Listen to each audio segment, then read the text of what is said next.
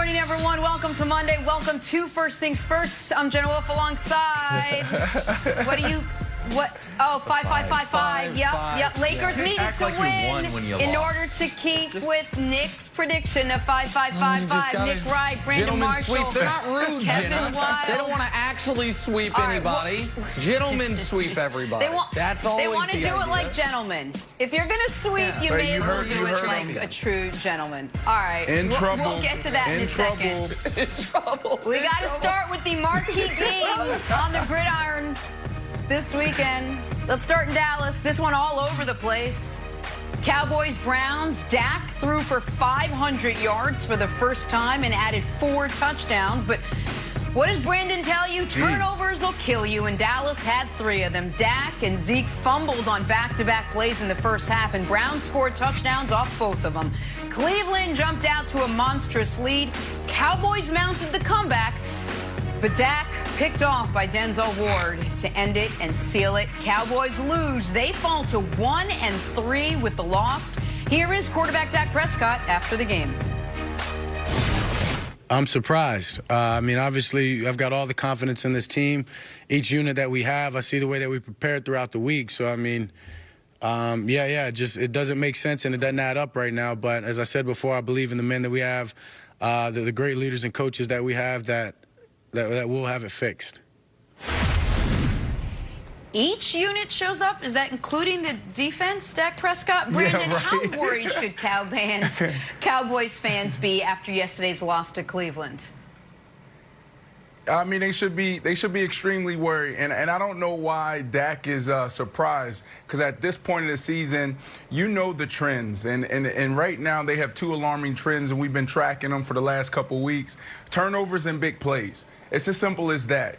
You know, every time we walk into a team meeting room, all coaches across the nation, they put up all these statistics and different stats that we need to track.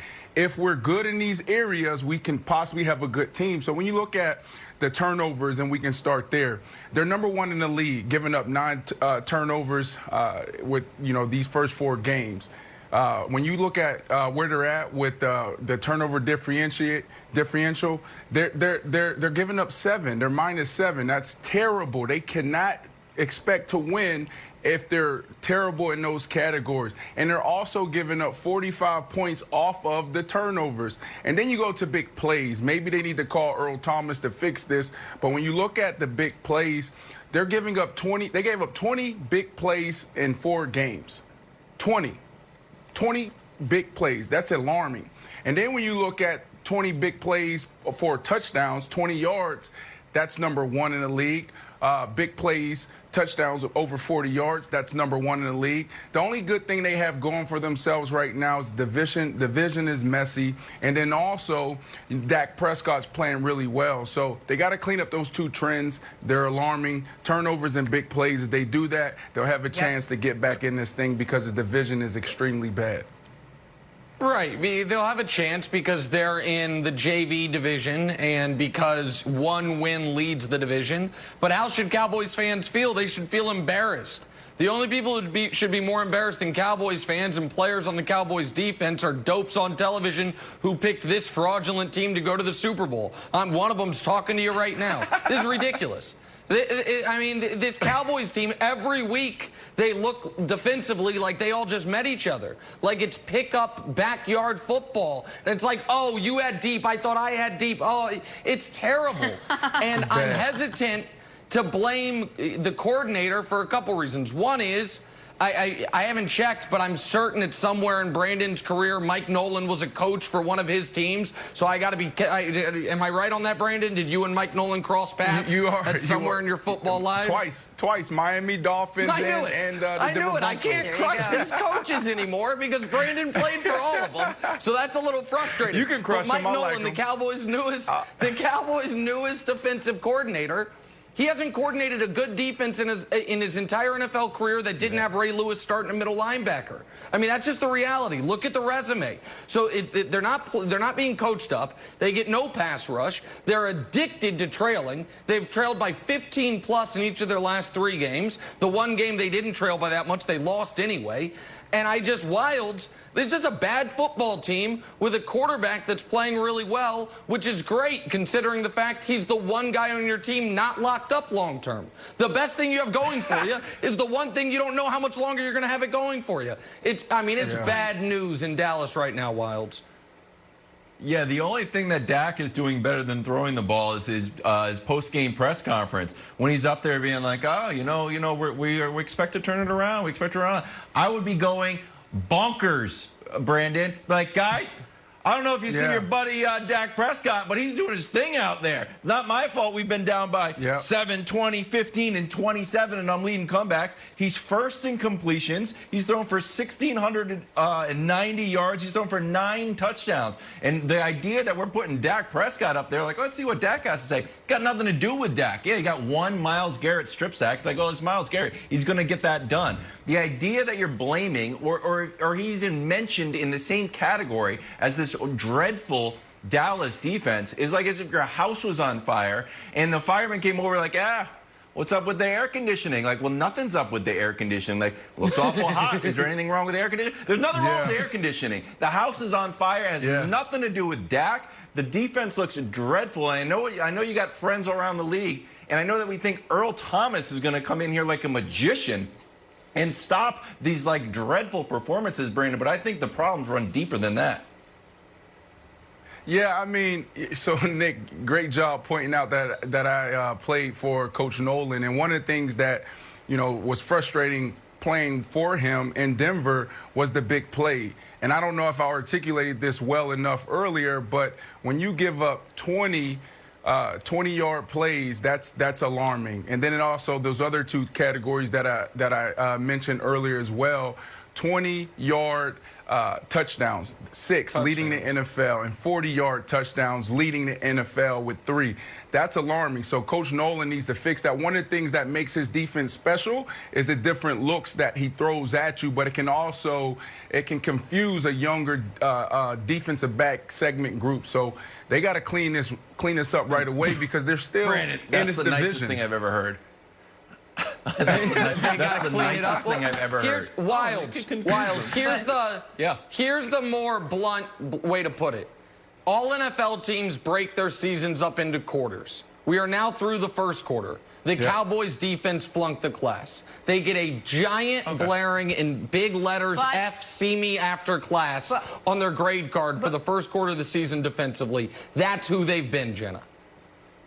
But can I just jump in here? How lucky are they that they are living in a cushion called the NFC East? Because they right now, even though they are losing, could easily be winning. This thing can get flipped around quickly. All right, we'll talk about the Browns side of things in a little bit. Take a turn, though, and talk some basketball. Jimmy Butler put up tremendous numbers in the Heat win over the Lakers.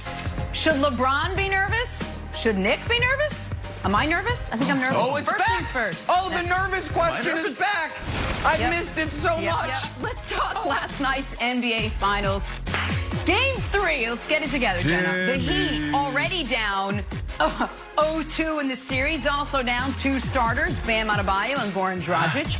Jimmy Butler did not care. He carried the Heat. 40 points, 11 rebounds, 13 assists. Miami wins Game 3, 115-104. They climb right back into the series. Here is Jimmy Butler on his takeaway from the win. Everybody remembers winning. That's it. I don't care how many points you score. All I care if you win or loss. And for us, we're all about winning. We are. I say it all the time, and I mean it.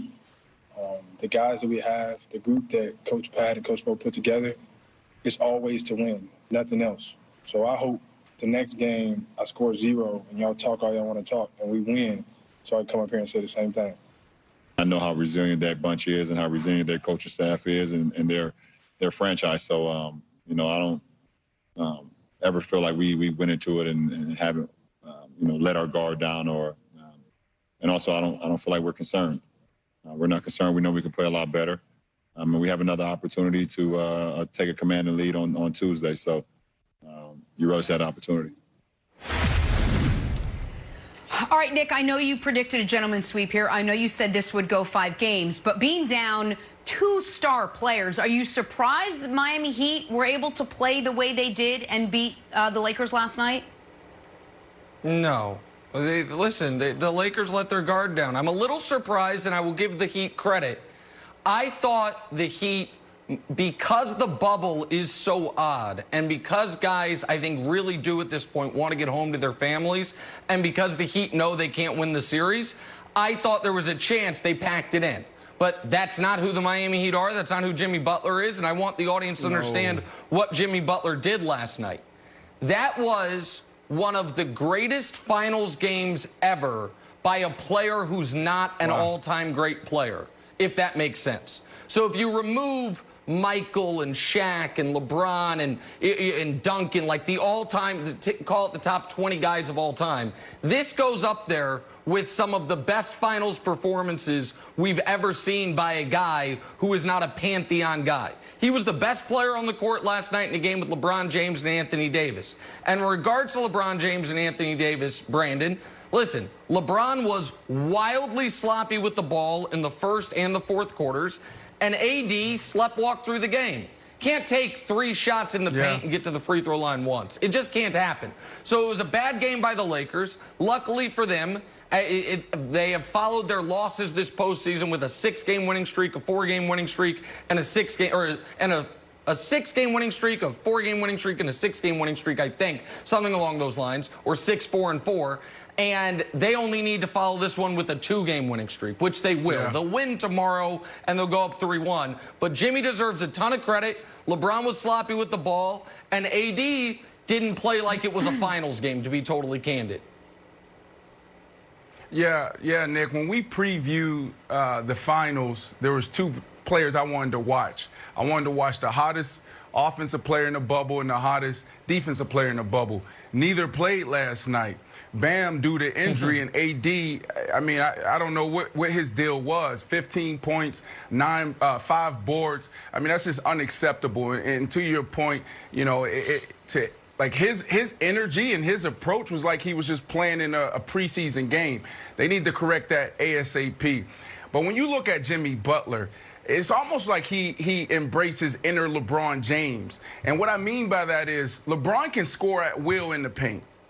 Jimmy Butler looked like he was a man amongst boys out there just doing whatever he wanted in the paint, lowering his shoulder, backing people down, just totally unstoppable. But I think for them, the defining moment started before the season. Jimmy Butler brings a tenacity, a leadership, an energy that no other player can bring to that organization. And the Heat are known for, you know, one of the hardest conditioning tests in all of sports. He failed that conditioning test. And what did he do the next day and the days that follow? He got up every morning at 4:30 and he started to work by himself until his team started to come in. That was a trickle-down effect. And that mentality, you can see it resonate not only with the players but also the coaches. Jimmy Butler is a dog, and he needs to be respected. I think people respect him. I don't think they have enough for the finals, but definitely we need to talk about this guy because he's doing a tremendous job. Yeah, Nick, I still think the Heat have a small chance. Am I going to come up here and have a miniature parade because they won a game? No. But they've got a small chance. They got a small chance. No chance. Lakers missed 28 threes. We know they can run cold. They went 0 for 13 at one point in game 2, and they turned the ball over 19 times. And somebody, we're going to go blind reveal time, Nick, a little trivia contest on First Things First. Everybody get your pencils out at home. 2 players last night. Anthony Nick, who do you Davis, think we got here? Take your best guess. Anthony Davis and Kelly Olynyk How did is you my know guess. that? That is Because it was a big story that answer, Olynyk had 17 Anthony points. Davis and Kelly Olynyk. It's not a good sign when the person that you're talking about being the finals MVP gets their biggest highlight from high-fiving themselves on the sidelines. He needs to show up. I actually think it was a good sign for LeBron, and that it's like, AD doesn't show up. It's obviously my team. I feel like LeBron takes the lead in the horse race for finals MVP, Nick. Do you think this hurts Anthony Davis's overall finals MVP chances? That's good. Oh, yeah. Listen, LeBron was already in the lead, but this probably killed it. I mean, for Anthony Davis. You can't have a 15. Listen, you're only allowed to have a 15-point per game in the finals and win finals MVP if you're getting it for guarding LeBron James. That's how Iggy got it. That's how Kawhi Leonard got it. But in general rules, you can't have that type of game win finals MVP. We know the rules. But I'm going to tell you two quotes, Brandon, both of which that I think are going to be a problem for the Heat. One is Jimmy Butler late in the fourth quarter saying, quote, "You're in trouble." Now, after the game, he was like, no, LeBron said it to me first. So it was just me responding, okay, that's fine. That's great. You're in trouble. Okay, let's see how that plays in game 4. And after the game, LeBron, and we played this sound, a very nonchalant, "We're not concerned." That's a first cousin of when they were playing the Raptors years ago when he said, "I have faced adversity in my career. This ain't it." LeBron James is still confident enough that he is live tweeting Browns Cowboys leading up to Game 3 of the NBA Finals. That's why he walked off the court, I don't think Game 4 is going to be a problem. He was so confident, Nick, that before the game was even over, LeBron James was like, I'm just about done here. Final 10 seconds ticked off the clock. LeBron just walks off the court, started heading to the locker room. Well, he got asked about it afterwards. Take a listen to this. Yeah, LeBron, when you walked off the court with about 10 seconds left, was that frustration or do you think the game was over? Both. That's honest. That's honest. That's honest, Nick. Didn't know the game was that's over. an issue. In time management. Yeah, go ahead, Nick. Was LeBron walking off? Was it something or nothing last night? This is so dumb. And you can't see it because we've got that bar on the bottom. The official clock went to zeros. And it was a clock malfunction. They had to put 0.7 back on it. By that point, LeBron's gone. This is people who are like, oh, what about, it's like Isaiah Thomas against the Bulls. That was the end of the series, and a bleep you to the Bulls. What, Brandon? This is so dumb. You gotta stay. This is not a thing. This is a thing, and you know what? It reminds me of the 2009 Eastern Conference Finals when he was playing against the Orlando Magic, and he walked off the court and he didn't shake their hands. This is bad. This is not the LeBron James we know. He's too good of a leader to do this. He's in trouble, guys. The game was over. The clock went to zeros. Set for tomorrow night. You guys are maniacs. Get back to the NFL. Hey, talk some OBJ, who had himself a few OMG moments. So the Browns legit contenders all of a sudden. First things first. Whoa. Back here talking yesterday's shootout in Dallas. Browns, Cowboys, and Odell Beckham Jr. finally had himself the type of game we always knew he was capable of. 3 touchdowns, including that insane 50-yard reverse that he took to the house for the Cowboys' final score. Browns win, Cowboys lose, they fall to 1-3, but Cleveland improves to 3-1 for the first time since 2001. Here is OBJ on his breakout performance. All I can say is it's tatted on my neck. I am who I am. I haven't stopped being that. Last year was an injury, and this year I feel good, and I just want to, like I said, I just want to be able to help. This game, I get choked up about it because it means that much to me, and I put my heart and my soul into this. That's why you see the emotions on my sleeve. It's because I care that much, and like I keep saying, I just want to be able to help in any way. Brandon, let's start with you. What did you make of Odell's day yesterday?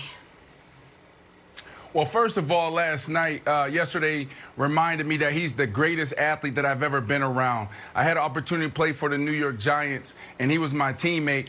And I walked into the weight room one day, and he was doing some pull-ups. And then he dropped from the pull-up bar down into a one-handed push-up, and I said, oh, my goodness, his body control is insane. Then we went to the practice field, and we had like 10 80-yard sprints, and he outran every single player on the field. I said, this guy's just different. So it's been like a year since we've seen this explosive Odell, and he reminded me, I think he reminded everyone how good he is. But when you think about his day, if I'm here, I'll be pissed off. I mean, do we really have to go through all the trick plays and the gadgets to get this guy involved? You got to think about this. On the offensive side, you may have 60, 70 plays. Defensive side, you have 60, 70 plays. Special teams, you may have 30 plays. So you're looking at, what, almost 100 and something, 180 plays a game? Think about that. If you're the best player on the team, most athletic player in the NFL, and you have 3 to 4 times that you get an opportunity to impose your will, that is frustrating. If I'm Odell, I'm ticked off because I'm saying it takes all of this to show you guys that I can help. As a wide receiver, we get a bad rep. Everybody looks at us like, oh, man, they're asking for the ball. They're me guys. But at the end of the day, we just don't know how to communicate. All we're trying to say is if you get me the ball, I can help the team win. We need to have like some type of communication, difficult conversation type class where they can teach us how to communicate, because that's all we're trying to say. Look what he did yesterday, but he is getting paid to catch the ball and not run the ball.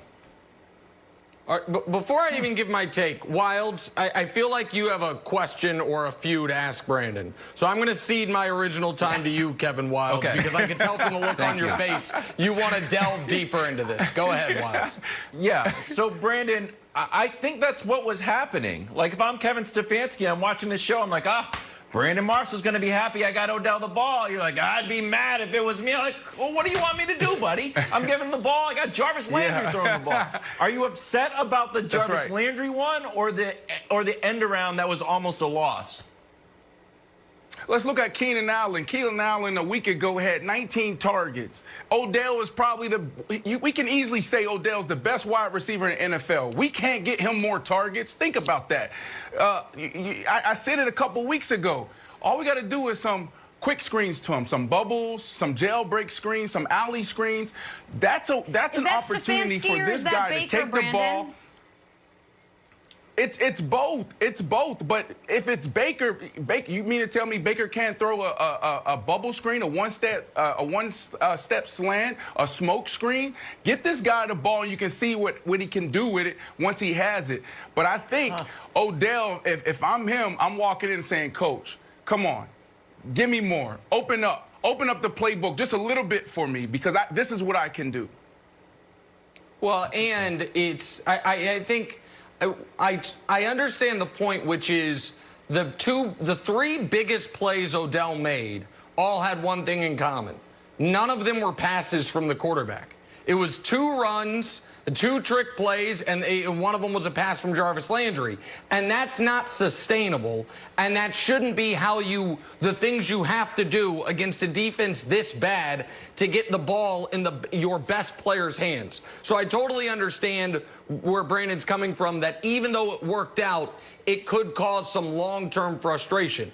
But however it happened, I'm glad it happened for a number of reasons. One of them's about Odell, but the other is also, if I'm being totally honest, about his former team. I'm old enough to remember that Odell Beckham was the problem with the Giants. He was the distraction. He was the kicking nets and the interviews and all of this nonsense that folks blamed the Giants losing on, instead of being like, well, Dave Gettleman's built a terrible team. Odell Beckham Jr. yesterday scored as many touchdowns as the New York Giants have scored all year long. So I hope the culture's better. I hope the sidelines are a little quieter and calmer. Meanwhile, your team is terrible, your offense is awful, and your quarterback has no legitimate #1 receiver to throw to because you got rid of the best receiver in the history of your franchise. So that's first of all. Second of all is this. It's a good reminder that even though Odell has had Eli Manning and Baker Mayfield as his career quarterbacks, even though he had 1 year lost totally to injury and another year where he's dinged up throughout, on a per-game basis, show the numbers. He's as productive as any receiver we've ever seen. Here is his production through 79 games. That's NFL history. The 3rd most catches, the 2nd most yards, and top 10 in touchdowns. That is through 79 games, NFL history. So, Brandon, it's been once upon a time, whenever I was asked who the best receiver in football is, I would say Odell Beckham Jr. It's been hard to make that case the last few years because the production isn't there. But yesterday was a reminder that his skill set, even at under 6 feet tall, is unlike almost any other receiver in the league, Brandon. Yeah, I mean, this is why I say this could be a huge problem for him, because it just reminds me of my time going from the Denver Broncos to the Miami Dolphins. In Denver, I was coming off 3 back-to-back seasons where I caught 100 catches. And then I go to Miami and we're running a Wildcat. And the first year I have 87 catches, 82 catches. Then the second year I'm on target to hit another 80-something have another 80-something catches. And Coach Brian Daboll, the offensive coordinator at the time, who's now the offensive coordinator for the Buffalo Bills, come to me and say, Brandon, I know how I can get you involved. He said, I got this amazing package. We're going to run 3 reverses to you. I said, what? I said, Coach, I get paid to catch the ball, not run the ball. Save that. I said, Coach, you got to figure out a way to get me the ball. Throw me a quick screen. Throw me a one-step slant, and then let me do what I do best, and that's run with it after the catch. So this could be a problem. Yes, he scored a couple touchdowns. Yes, he made some big plays, but you heard him. This means a lot to him to help out his team, number one. It means a lot to him to show the world that he is one of the greatest receivers to ever do it. So they need to figure this out right now, but they are doing good. But this is a problem that can blow up in their face. Okay, Brandon, the Dallas secondary is sort of like an all-you-can-eat buffet. It's, you don't treat it like your normal diet. It's like, I'll just go, let's have everything. Let's do reverses. Let's have Jarvis Landry. I'll have more crab legs. It doesn't matter. Now, next week, they've got like the staunch Colts defense. The Colts are giving up 159 yards per game, period. They gave up 77 yards rushing, 159 yards passing. So how many targets do you want Odell to have next week? I mean, Odell should have at least 12 targets a game, at least. Okay. I mean, that's the minimum, all right? And what they need to do to win that game, they need to rely on the rushing, their running offense, and then also take shots with Odell, then get them involved early in the quick game. That's what they need to do. Okay. All right, well, you know who else had a wondrous Sunday yesterday afternoon? One Tom Brady. Bucs did something yesterday they just couldn't do last year. We'll talk about that next. First things first.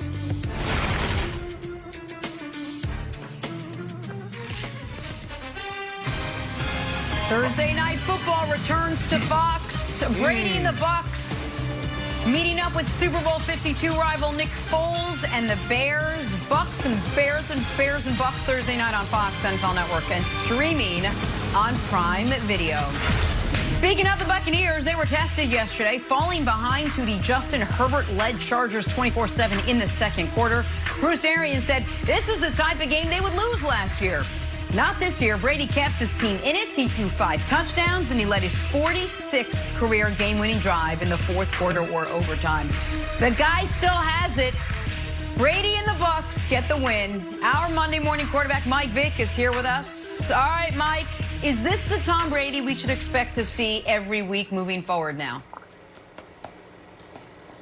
Absolutely. This is the Tom I expect to see. This is the norm that we're going to get from Tom Brady for the next 12 games of the season. I mean, when you have a game like yesterday, and usually around week 3 or week 4, for any quarterback, if you're having some type of success, that ball starts to feel a little different. The pocket presence starts to show up.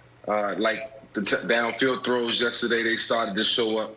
And it wasn't just Tom yesterday. It was the run game. It was the receiving corps, everybody playing a part. But, as time goes on and the more games you play, the more snaps you get, the better you get. And I know from firsthand experience, because it's usually around this time when we just start to feel good about anything that's thrown at us, any defense that's put in front of us, and it just makes the game a lot easier. So, rhythm is everything, and I feel like Tom had that rhythm yesterday, even though they had to come from behind to get the win. It still does a lot for your confidence, but at the end of the day, it's all about mojo, and it's all about bravado, and I think Tom had that yesterday. Yeah. Hey, I don't know about you guys, but one of the most difficult things that I've ever had to do was plan a wedding and then move into the new house. And I think that's what we're seeing here. Bruce Arians and Tom Brady, they're settling in. They made it through the wedding. It's stressful. You know, they're settled in the house. They got all the furniture in place.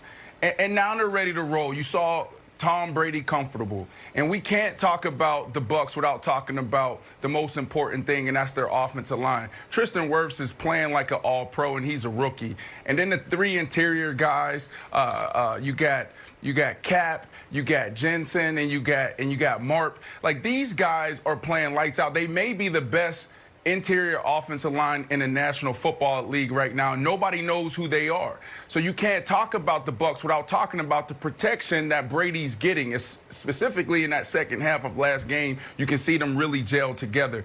I don't know about all this talk about these aging quarterbacks. I know Nick Wright is probably going to go there, but you know, I played with 18 quarterbacks. And 3 of them had the same type of noodle arms that everyone's talking about with Tom Brady.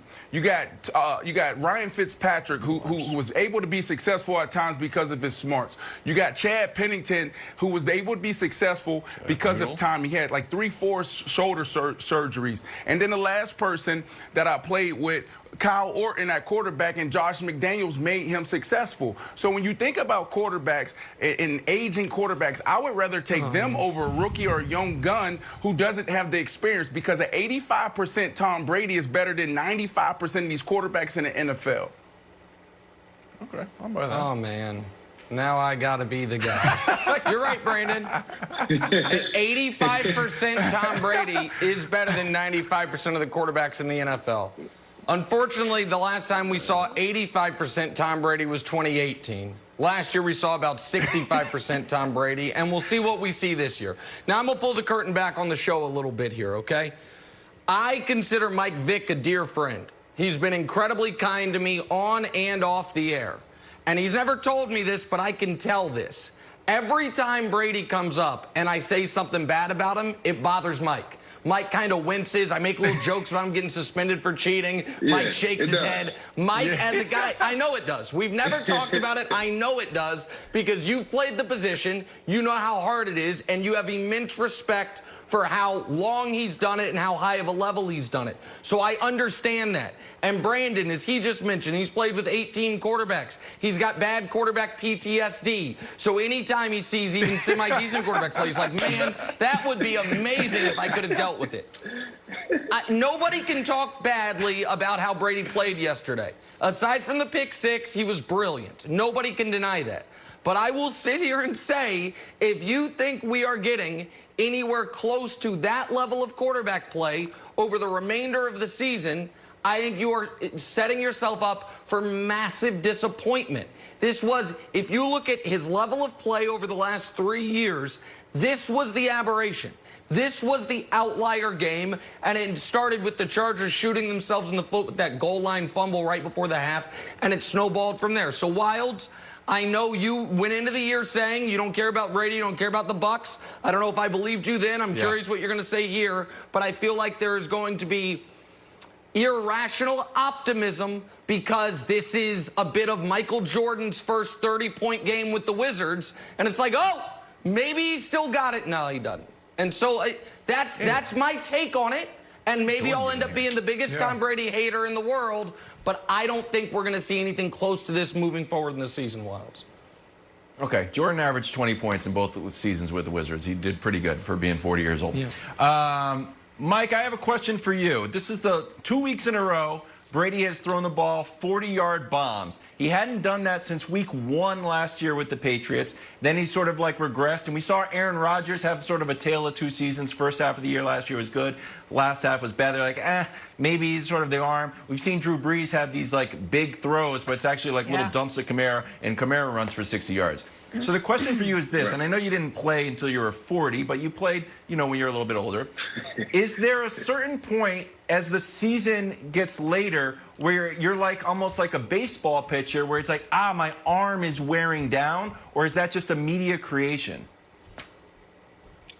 It's a media creation. I don't think Tom Brady at this age really needs to be on the pitch count. His arm looks like it's intact. It looks strong. He can make all the throws all across the field, which is extremely important. But, you know, as quarterbacks, you know, throughout the season, we have a ton of arm exercises that we do to keep our arm in shape.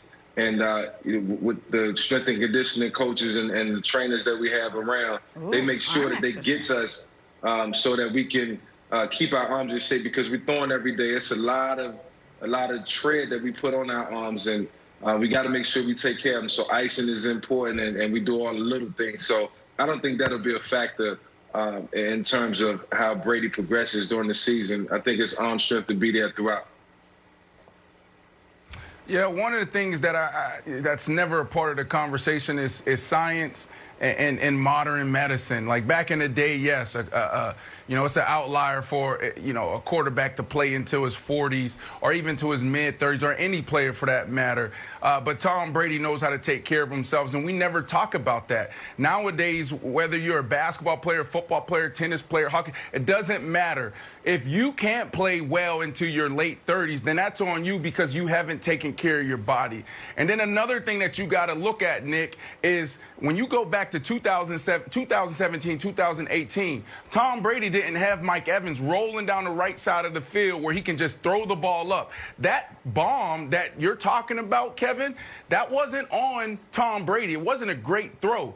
But what happened?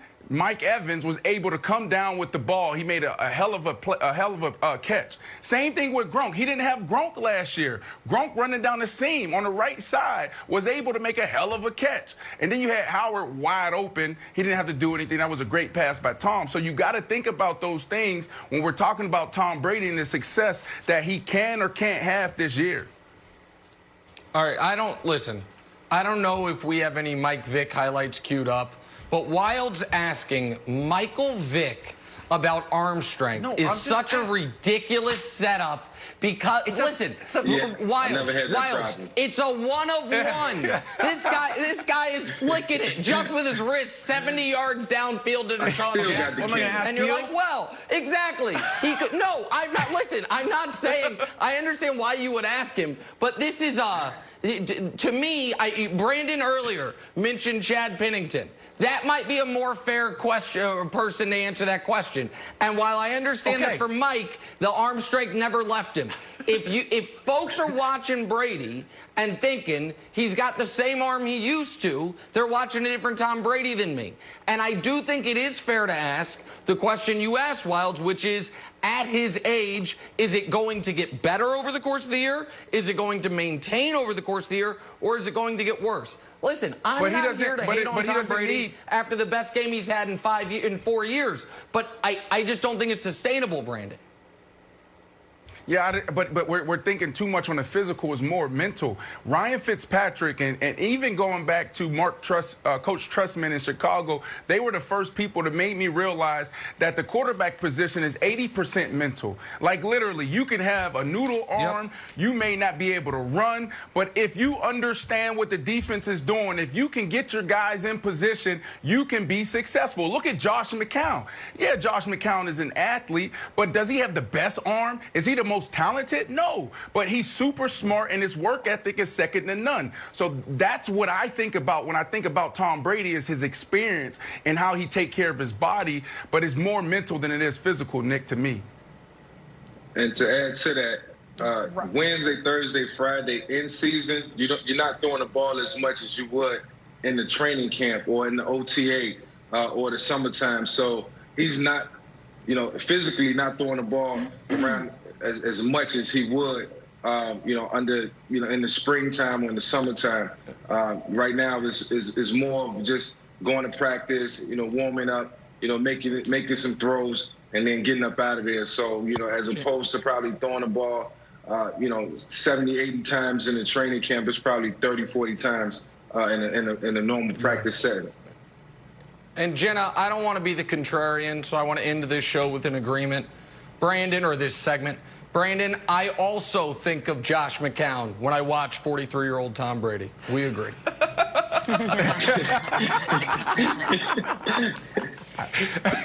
might make a comeback. Mike, stick around. Is it panic time for the Cowboys after stumbling to a 1-3 start? Next, first things first. Vick is ready to go. Back here with Mike Vick. All right, Mike, we're talking some Cowboys and Browns yesterday. It was a rough afternoon for that Dallas defense. Dak Prescott did his part. 500 yards, 4 touchdowns. A supercharged Browns team jumped out to an early lead. Cowboys did mount a pretty good comeback, but their 3 turnovers proved too costly. Cowboys fall to 1-3. Here is Dak Prescott after the loss. I'm surprised. I mean, obviously, I've got all the confidence in this team. Each unit that we have, I see the way that we prepared throughout the week. So, I mean, it doesn't make sense and it doesn't add up right now. But as I said before, I believe in the men that we have, the great leaders and coaches that we have that will have it fixed.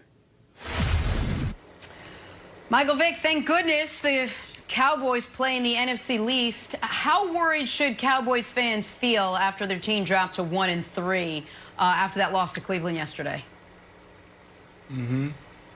Well, you always should be worried when you're 1-3 because you're digging yourself in a hole that's going to be at some point impossible to get out of.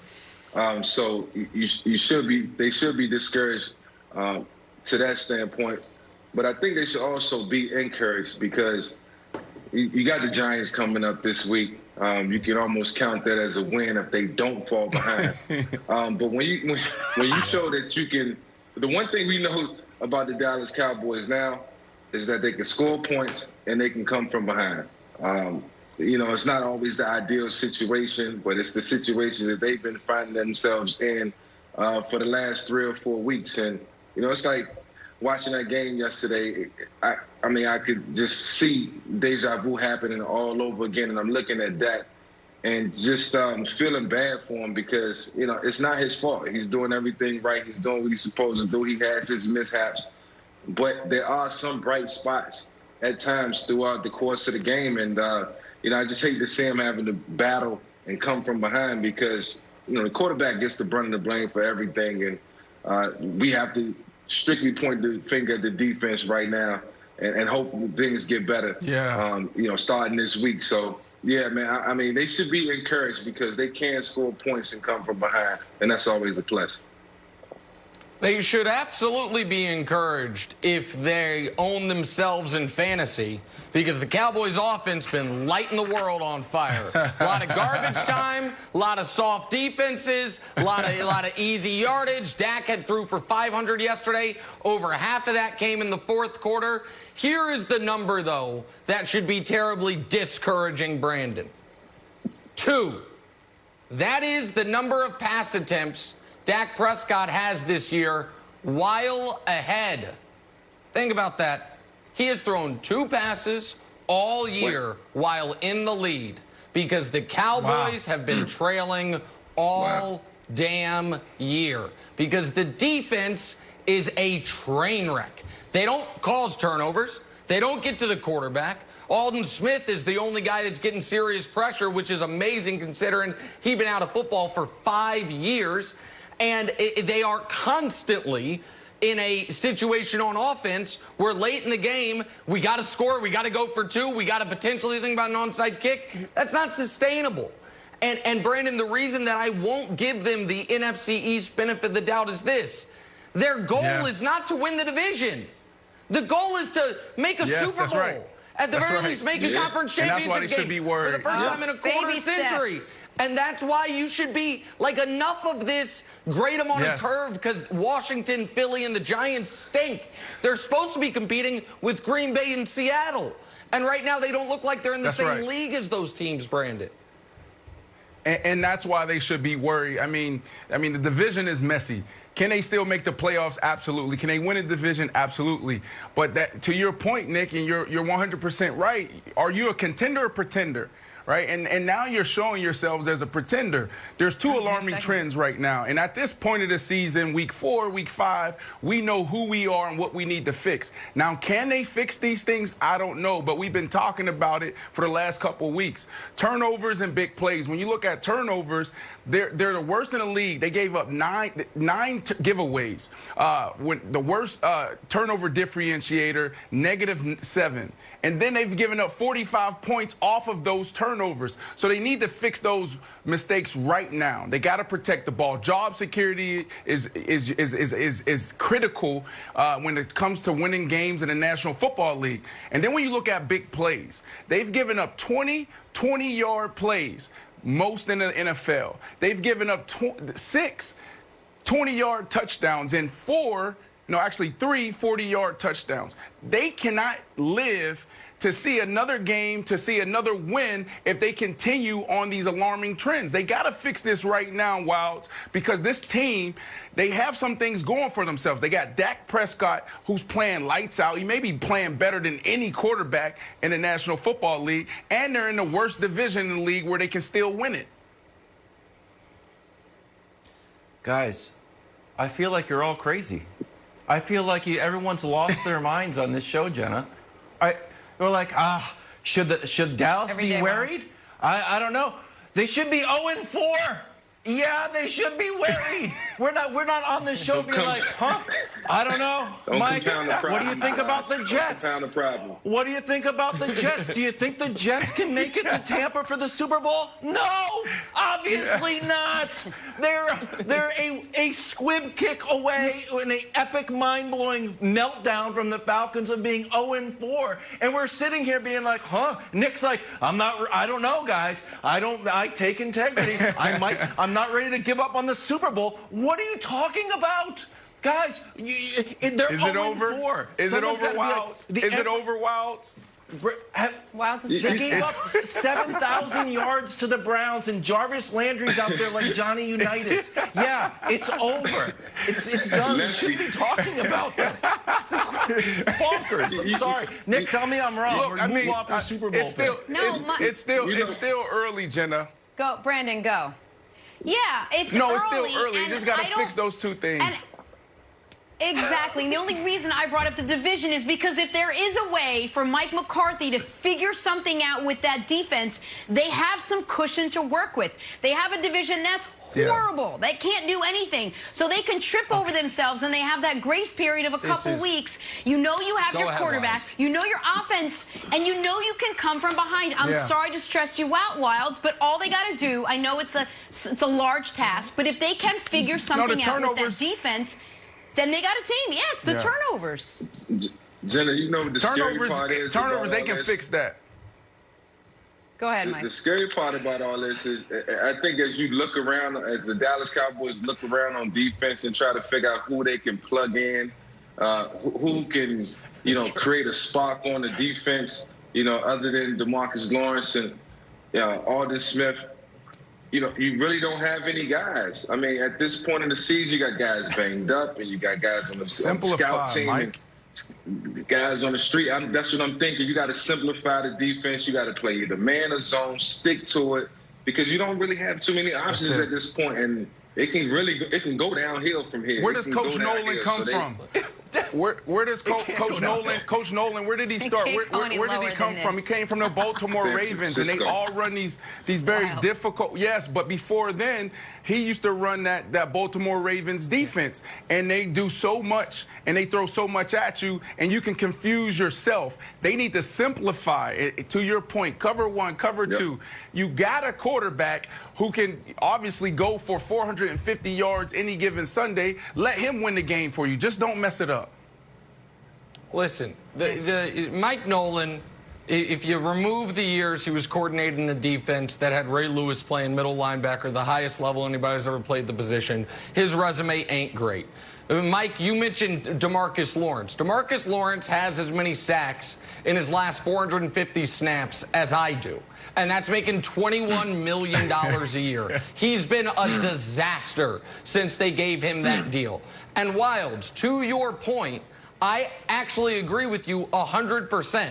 I picked this team to go to the Super Bowl, and I look like a total buffoon because the NFL does a great job, Jenna, of, I don't want to say tricking, but mind-melding fans into thinking their teams are always in it because there's 8 divisions. So there's only 4 teams in a division. So you're only competing with 3 other teams. So no matter how bad you start the year, it's like, well, We're always alive in the division. That's great. That's a hell of a story if you are a team that came into the year saying, if you're the Arizona Cardinals and you're upset about the last 2 weeks, it's like, well, at least, though, we're still maybe alive in the division because the goal was just make the playoffs. The Cowboys' goal was to make the Super Bowl for the first time in a quarter century, make the conference championship game for the first time in a quarter century. And this idea that they're a good come-from-behind team, no, they're not. They've been behind all 4 games. They only won 1 of them. And it was thanks to the watermelon kick Wiles was talking about. They actually is not a good come-from-behind team. So, I agree with you, Kevin, if I wasn't making that clear earlier. You got to adjust your goals sometimes. I wanted to be Oprah. It didn't work out, but I love what I do every day. So maybe they don't make it to the Super Bowl. Let's just try to get to the playoffs, and then we'll figure it out. Next up for the Cowboys, by the way, a barn burner in the division against the New York Giants. But when we come back, little Lakers, what happened to them last night? Oh, Jimmy Butler happened. Next, first things first. Big face, Jenna. Tomorrow on FS1, the National League Division Series begins with a pair of Game 1s. The Marlins battle the Braves at 1 Eastern. Then you got Fernando Tatis Jr. leading the Padres against Mookie Betts and the Dodgers at 9. The NLDS begins tomorrow. Only on FS1 and the Fox Sports app. We have so many great things happening in the wild world of sports. One of them, last night's NBA Finals, Game 3. The Heat already down 0-2 in the series. Also down 0-2 starters, Bam and Goran. But they had Jimmy Butler, and that's all they needed. Jimmy putting up 40 points, 11 rebounds, 13 assists. One of only 3 players ever to have a 40-point triple-double in the finals, to give you some context. Heat get the win. 115-104. Our Chris Broussard joining us now. Broussard, you surprised the Lakers dropped a game to a shorthanded Heat team?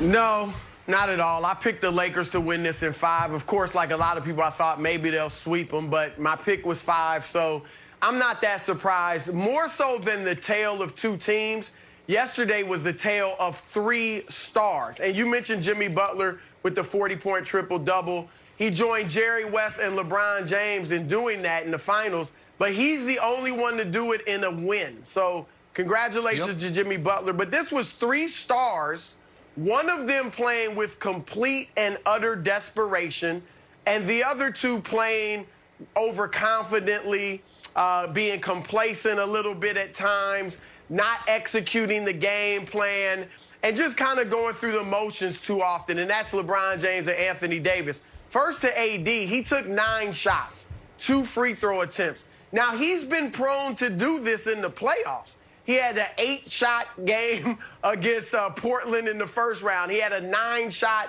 and a 13-shot game against Houston. Of course, he had the 2-rebound and the 5-rebound games against Denver. So he's been prone to kind of disappear and just fade away. And I thought that was an issue yesterday on him, but also on the Lakers, because they didn't look to get him involved early and get him going and set a tone.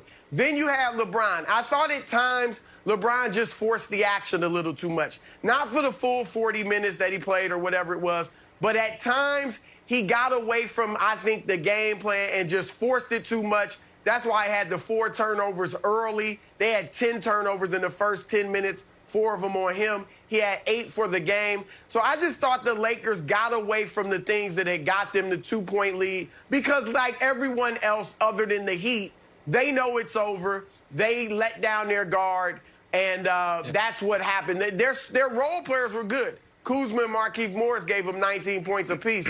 You got to win when they do that. So a number of things. Bruce, I want to start with Jimmy Butler. This was the best finals game played by a non-historic super-duper star since Draymond's Game 7 in 2016 that actually ended in a loss. Like, we've seen all-time great finals performances over the last decade, but they've come from historic players. They've come from Kevin Durant. They've come from LeBron James. They've come from Dirk Nowitzki. Seeing a game like this goes on the all-time list with the best games for guys who aren't generational players. And Jimmy Butler, it is a vintage Jimmy Butler effort in this regard. When everyone thinks the series is over, when you would imagine some Heat players might be quietly thinking, man, we're not winning this, and it sure would be nice to get the hell out of this bubble. Jimmy Butler guarantees their stay extends instead of to Tuesday until at least Friday. So he deserves credit for, in a finals game, being the best player on the court for a night when LeBron and Anthony Davis were on the court. Brandon, as far as what LeBron and Anthony Davis did, the 8 turnovers by LeBron is unacceptable. Game 2, he had 33, 9, and 9 with 0 turnovers, a game where he was clearly concerned about the precision of. Game 3, he was nonchalant. And Anthony Davis, it's even worse than the numbers Broussard laid out. Only 3 shots in the paint, only got to the free throw line once, only 5 rebounds. He was floating throughout the night. So my level of concern is 0%. I also picked the Lakers to win in 5. I think I would be utterly and thoroughly shocked if they lose game 4, even if the Heat get their players back. But game 3 is about Jimmy Butler having an all-time great moment. He deserves all the credit in the world for it. Yeah, but the issue, Nick, is that the Heat are without their 2 top players, right? So I go back to what we talked about previewing the finals. Nick, you talked about, oh, this is going to go down. This is going to be a 5-game series, but we didn't expect their 2 top players to go down. Also, what was said, you know, we want to watch the hottest offensive player in the bubble, the hottest defensive player in the bubble. Well, neither played last night. Bam didn't play, and I don't know where AD was. Chris, you also rolled out. You talked about for the Heat to win, they're going to have to get those scrappy points. They're going to have to win at the line. They're going to have to get the loose ball. They're going to have to out-rebound the Lakers, and that's what they did last night. So when you look at this game, it comes down to those 3 things. But when you look at AD, where was AD?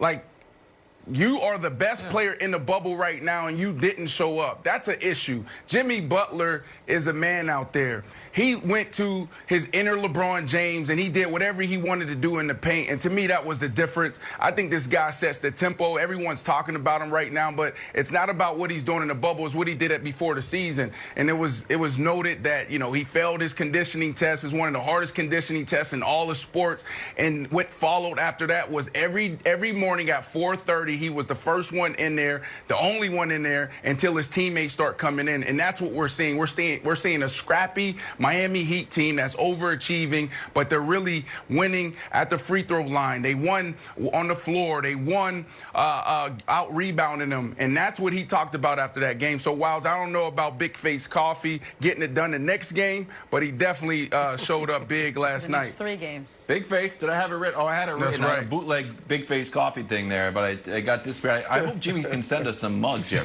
Look, I think there's 3 things.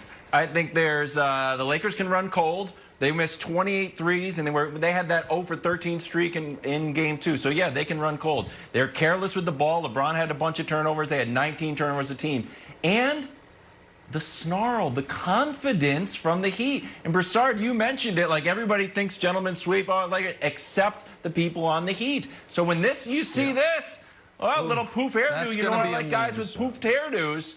This is a little bit of something. I'm not going to say this is nothing. No, it's Jimmy's not. Confident, and Tyler Hero starts looking like this, Broussard. He went 17 last game, 17 game 2, 14 game 1. If he can give a little bit of this swag to Duncan Robinson, he got a little bit of a chance, Broussard.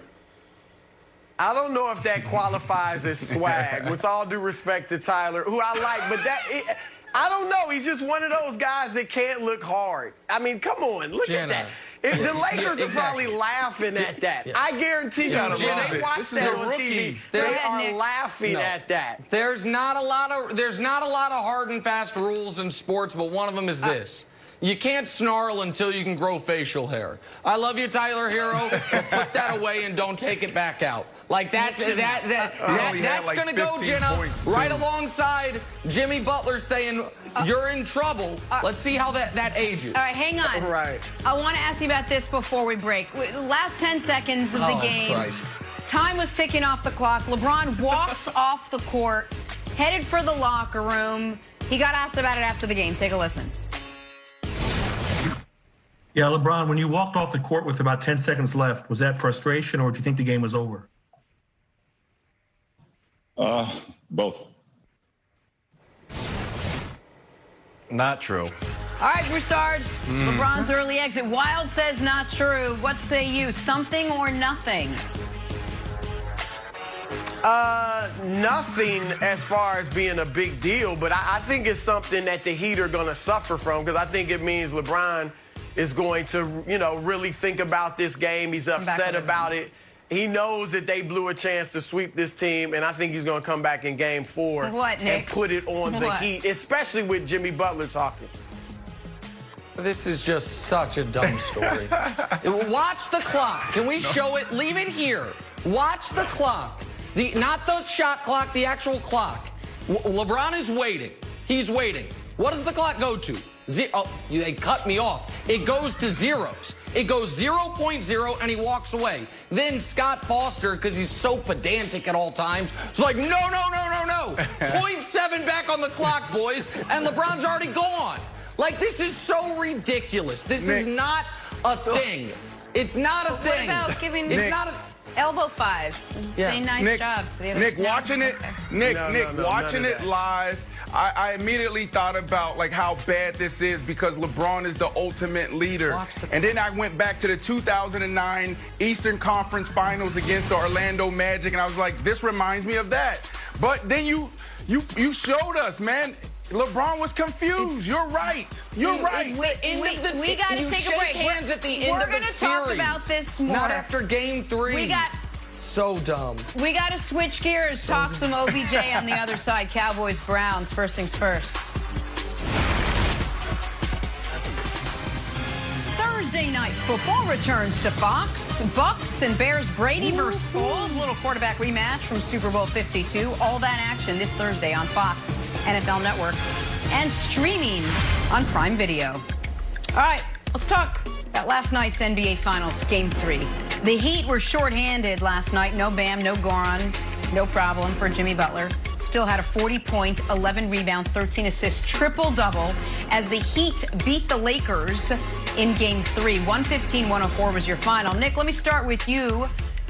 I know you predicted 5 for the Lakers, but with the Heat missing both Goran Dragic and Bam Adebayo, you were surprised they were able to win this game? I wasn't surprised they won the game. I actually, before the game, bet the Heat to win this game, but I thought I was going to lose that bet when the Lakers took a lead in the fourth quarter. So I was surprised that after the Heat had built their big lead and the Lakers erased it, that the Lakers weren't able to finish it off. I understand the loss of Bam is massive for them, and the loss of Dragic is a big one, even though he didn't start, before the team got to the bubble. But let's not get it twisted. The best player, most important player on the Miami Heat is the one who starred last night. It's Jimmy Butler. And the story last night was Jimmy Butler.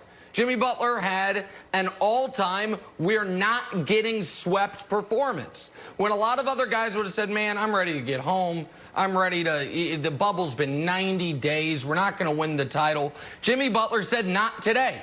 And he's now one of the few people in the world who can say, I played in a finals game against LeBron James, and I was the best guy on the court.